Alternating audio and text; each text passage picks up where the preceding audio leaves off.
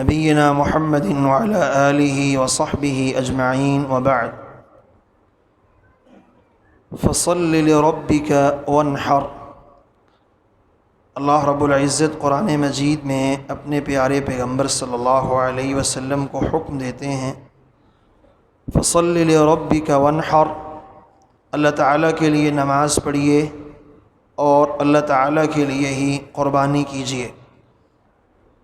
سورہ انبیاء میں اللہ سبحانہ و تعالیٰ فرماتے ہیں وَلِكُلِّ أُمَّةٍ جَعَلْنَا مَنْسَكًا لِيَذْكُرُوا اسْمَ اللَّهِ عَلَى مَا رَزَقَهُم مِّن بَهِيمَةِ الْأَنْعَامِ۔ ہم نے ہر امت میں قربانی رکھی ہے۔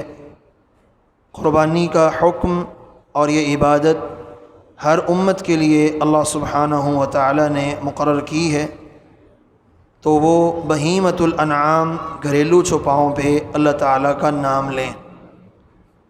قربانی دین اسلام کی عبادات میں سے ایک بہت ہی اہم عبادت ہے، اور یہ عبادت حضرت آدم علیہ السلام کے زمانے سے چلتی آ رہی ہے۔ اذ قربا قربانا فتقبل من احدہما، خالق و مالک فرماتے ہیں کہ آدم کے دو بیٹوں کا ذکر کیجئے، جب انہوں نے قربانی کی، ایک کی قربانی قبول کر لی گئی اور دوسرے کی قربانی قبول نہیں ہوئی۔ تو اس آیت سے پتہ چلتا ہے قربانی تمام انبیاء کرام کے دین کا حصہ رہی ہے۔ ہر وہ شخص جس کے پاس اپنے ضروریات زندگی کے علاوہ اتنی گنجائش موجود ہو کہ وہ قربانی کا کوئی جانور خرید سکتا ہے یا حصہ ڈال سکتا ہے، اس کو قربانی کرنی چاہیے۔ رسول اللہ صلی اللہ علیہ وسلم نے فرمایا من وجد سعة فلم يضحي فلا يقربن مصلانا، جس کے پاس گنجائش ہے، طاقت ہے، اس کے باوجود وہ قربانی نہیں کرتا، وہ ہماری نماز گاہ کے بالکل قریب بھی نہ آئے۔ نماز گاہ میں، عید گاہ میں تو ان عورتوں کو بھی آنے کا آپ نے حکم دیا جن عورتوں نے نماز نہیں پڑھنی ہوتی، ان کو بھی کہا کہ مسلمانوں کی دعا میں شامل ہوں۔ لیکن وہ مرد جس کو نماز کبھی معاف ہی نہیں ہے، جب تک اس کی عقل سلامت ہے اور وہ جوانی کی عمر کو پہنچ چکا ہے، اس کو نماز معاف نہیں ہے، اس کے بارے میں فرمایا کہ وسعت کے باوجود قربانی اگر نہیں کر رہا، ہماری نماز گاہ کے قریب بھی نہ آئے۔ اس روایت میں گویا کہ آپ نے ایک بہت وعید سنائی ہے اس شخص کے لیے جو وسعت کے باوجود، طاقت کے باوجود قربانی کرنے سے گریز کرتا ہے۔ اللہ تعالیٰ نے جتنی گنجائش دی ہو، وسعت کے مطابق زیادہ قربانیاں بھی کی جا سکتی ہیں۔ رسول اللہ صلی اللہ علیہ وسلم کے بارے میں حضرت انس کہتے ہیں آپ صلی اللہ علیہ وسلم نے 2 مینڈے سینگوں والے بھی قربان کیے۔ پھر آپ صلی اللہ علیہ وسلم نے اپنی حج کے موقع پہ جو ہدی کے جانور تھے وہ 100 کیے، اور ایک گائے جو ہے وہ اپنی ازواج مطہرات کی طرف سے کی۔ تو وسعت کے مطابق ایک شخص زائد قربانیاں بھی اللہ کی رضا کی نیت سے کر سکتا ہے۔ آپ سے پوچھا گیا سب سے بہترین حج کون سا ہے؟ آپ نے فرمایا العج والثج، وہ حج سب سے بہترین ہے جس میں بلند آواز سے تلبیہ کہا جائے اور جس میں خون بہایا جائے، یعنی قربانی کی جائے۔ تو حج بھی وہی افضل ہے جس کے اندر قربانی شامل ہو۔ شریعت میں ایک گھر کی طرف سے ایک قربانی کا تقاضا ہے۔ وہ لوگ جو ایک گھر میں رہتے ہیں اور ان کا رہنا سہنا، ان کا کھانا پینا، ان کے سارے معاملات اکٹھے اور اجتماعی ہیں، اس گھر کا سربراہ جو بھی ہو اگر وہ ایک قربانی دیتا ہے وہ سب کی طرف سے کفایت کر جائے گی۔ ابو داؤد میں حدیث ہے یا ایھا الناس ان علی کل اہل بیت فی کل عام اضحیہ او کما قال رسول اللہ صلی اللہ علیہ وسلم، اے لوگو، ہر گھر والوں پہ ہر سال میں ایک قربانی فرض کر دی گئی ہے۔ تو گھر کا سربراہ جو ہے اس کی قربانی سب کی طرف سے کفایت کر جائے گی۔ یہی وجہ ہے رسول اللہ صلی اللہ علیہ وسلم جب قربانی کا جانور ذبح کرتے یہ دعا پڑھتے اللہم تقبل منی ومن اہلی، اے اللہ یہ میری طرف سے بھی قبول کر لے اور میرے گھر والوں کی طرف سے بھی قبول کر لے۔ جانور ایک ہے اور وہ آپ کی طرف سے بھی ہو رہا ہے اور آپ کے گھر والوں کی طرف سے بھی ہو رہا ہے۔ تو جو گھر والے ہیں ایک گھر میں رہتے ہیں، اس گھر کا سربراہ قربانی کر دے تو وہ ہو جاتی سب کی طرف سے۔ سب کو ثواب ملے گا۔ قربانی کے لیے کچھ جانور کے متعلق شریعت نے تعلیمات دی ہیں، ان تعلیمات کی روشنی میں ہی قربانی کرنا چاہیے۔ کوشش یہ ہو کہ جانور ہر قسم کے عیب سے پاک ہونا چاہیے۔ اللہ تعالیٰ کے راستے میں وہ چیز دی جائے جو طیب ہے، پاکیزہ ہے، عمدہ ترین ہے، وہ اللہ کے راستے میں دیں تو اللہ تعالیٰ قبول فرماتے ہیں۔ تو کوشش یہ ہونی چاہیے جانور میں کسی قسم کا کوئی عیب نہ ہو، صحت مند بے عیب جانور اللہ کے راستے میں قربان کیا جائے، اس کا اجر بھی زیادہ ہے اور اس کے متعلق ترغیب بھی ہے۔ کچھ عیب ایسے ہیں جن کے ہوتے ہوئے جانور کی قربانی ہوتی نہیں ہے۔ 4 عیب اللہ کے رسول صلی اللہ علیہ وسلم نے ایسے بیان کیے ہیں جن کی موجودگی میں جانور کی قربانی نہیں ہوگی۔ لنگڑا، جس کا لنگڑا پن واضح ہے، وہ جانور جو لنگڑا کے چلتا ہے اور نظر آ رہا ہے کہ یہ لنگڑا جانور ہے، تو اس کی قربانی نہیں ہوگی۔ وہ عیب جو لنگڑے پن سے بڑا ہوگا اس کے ہوتے ہوئے بالاولیٰ نہیں ہوگی۔ ایک جانور کی ایک ٹانگ ہی نہیں ہے مثلاً، وہ تو لنگڑے سے بھی آگے چلا گیا تو اس کی بھی قربانی نہیں۔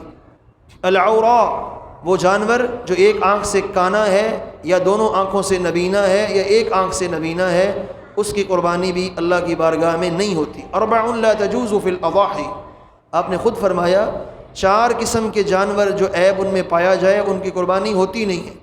ان میں سے 2 میں نے آپ کے سامنے رکھ دیے، لنگڑا اور آنکھوں سے نبینا۔ اس کا مطلب یہ ہے کہ آنکھ میں کوئی عیب نہیں ہونا چاہیے، آنکھ بالکل بے عیب ہونی چاہیے، بھینگا پن، کانا پن یہ جانور کے اندر نہ ہو۔ تیسرا آپ نے فرمایا وہ جانور ہے المریض بین مرضھا، وہ بیمار جانور ہے، اس کی بیماری بالکل واضح ہے، اس کو بخار ہے مثلاً، نظر آ رہا ہے بیمار جانور ہے، وہ کھا کھا کے اس کا پیٹ پھل گیا ہے اور اس کو ہضم نہیں ہو رہا، بیماری ہے، اس کی قربانی نہیں ہوگی۔ اس طرح کی کوئی بھی ایسی بیماری ہے جو جانور کے اندر اگر پیدا ہو چکی ہے اور سب کو پتہ ہے کہ یہ بیمار ہے، اس جانور کی قربانی بھی اللہ کے ہاں قبول نہیں ہوتی۔ والعرجاء التی، اور چوتھا جانور جو آپ نے بیان کیا وہ ہے جو اتنا بڑا ہو جائے کہ اس کی ہڈیوں کے اندر سے گودا ختم ہو جائے، جس کو ہم پنجابی میں مخ کہتے ہیں۔ جانور اتنا بوڑھا ہو گیا ہے کہ اس کی جو ہڈیاں ہیں ان کے اندر سے گودا یعنی مخ ختم ہو چکی ہے، ایسے جانور کی قربانی جو ہے وہ بھی اللہ کی بارگاہ میں قبول نہیں ہوتی ہے۔ جانور ان جانوروں میں سے ہونا چاہیے جن کی قربانی اللہ کے حبیب علیہ الصلاۃ والسلام نے کی ہے۔ وہ 4 جانور قرآن نے بیان کیے ہیں اور 4 ہی حدیث نے بیان کیے ہیں۔ اللہ تعالیٰ نے بہیمۃ الانعام کی قربانی کرنے کا حکم دیا، جو میں نے آیت آپ کے سامنے پڑھی سورہ انبیاء کی، اس میں بہیمۃ الانعام پہ اللہ کا نام لینے کا اور قربانی کرنے کا حکم دیا گیا۔ اب بہیمۃ الانعام کون ہے؟ قرآن نے اس کی وضاحت کی ہے، وَمِنَ الْأَنْعَامِ حَمُولَةً وَفَرْشًا كُلُوا مِمَّا رَزَقَكُمُ اللَّهُ وَلَا تَتَّبِعُوا خُطُوَاتِ الشَّيْطَانِ إِنَّهُ لَكُمْ عَدُوٌّ مُّبِينٌ 8 أَزْوَاج۔ وہ بہیمۃ الانعام 8 جانور ہیں، جانور 4 ہیں، ان کا جوڑا ملایا جائے تو 8 بن جاتے ہیں، مذکر اور مؤنث اس طرح سے وہ 8 بنتے ہیں۔ من الابل 2، 2 اونٹ میں سے یعنی نر اور مادہ، ومن البقر 2، 2 گائے میں سے نر اور مادہ، 4 ہو گئے، اور من الضأن 2، 2 بھیڑ کی نسل میں سے نر اور مادہ، اور ومن المعز 2، 2 معز جس کو ہم بکرا بھی کہہ لیتے ہیں اور اس کے ساتھ ساتھ اس کو دمبا بھی کہہ لیتے ہیں، بعض لوگ مینڈا بھی کہہ لیتے ہیں، مینڈا اور بکرا یہ ایک چیز ہے، اس کی نسل میں سے مذکر اور مؤنث یہ 4 جانور ہیں جن کی قربانی کرنی چاہیے، اور نبی علیہ الصلوۃ والسلام نے بھی اپنی زندگی میں یہی 4 قربان کیے ہیں۔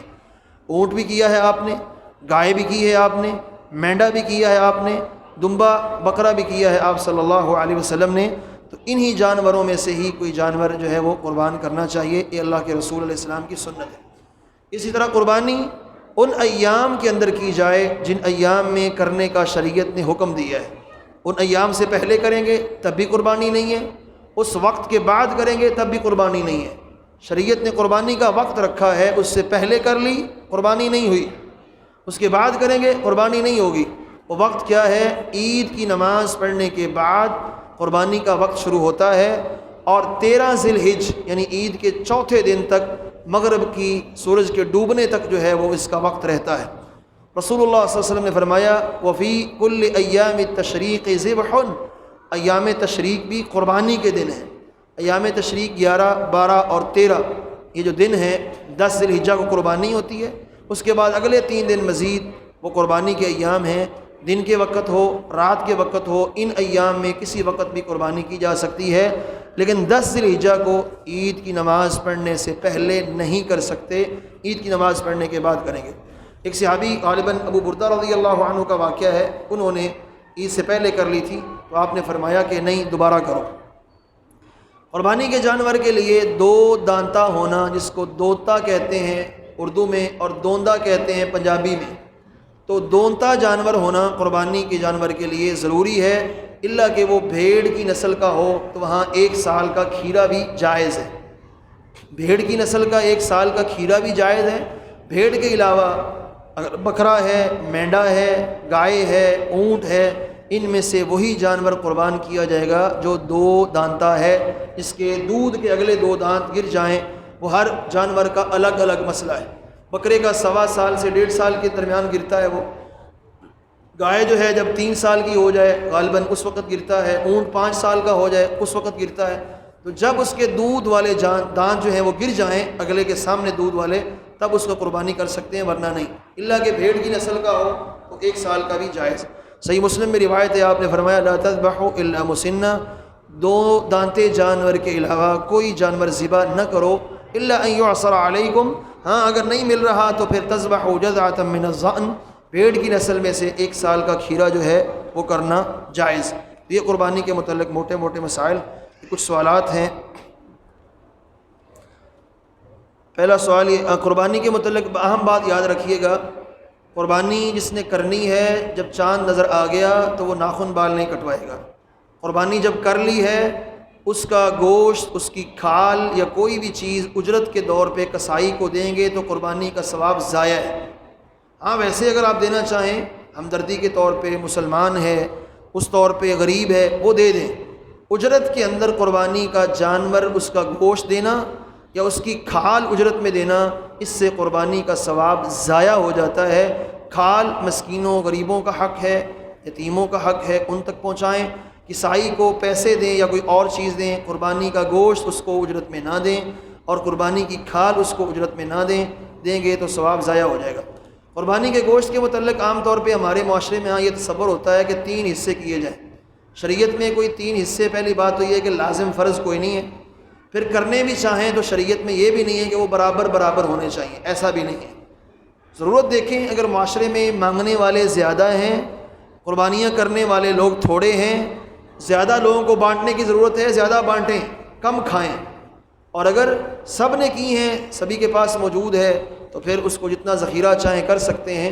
حدیث میں آیا، آپ نے فرمایا 1 ذی الحجہ سے لے کر اگلے ذی الحجہ تک قربانی کا گوشت تم اس کو محفوظ کر کے کھا سکتے ہو۔ کلوا من ذی الحجہ الی ذی الحجہ، یعنی پورا سال کھا سکتے ہو۔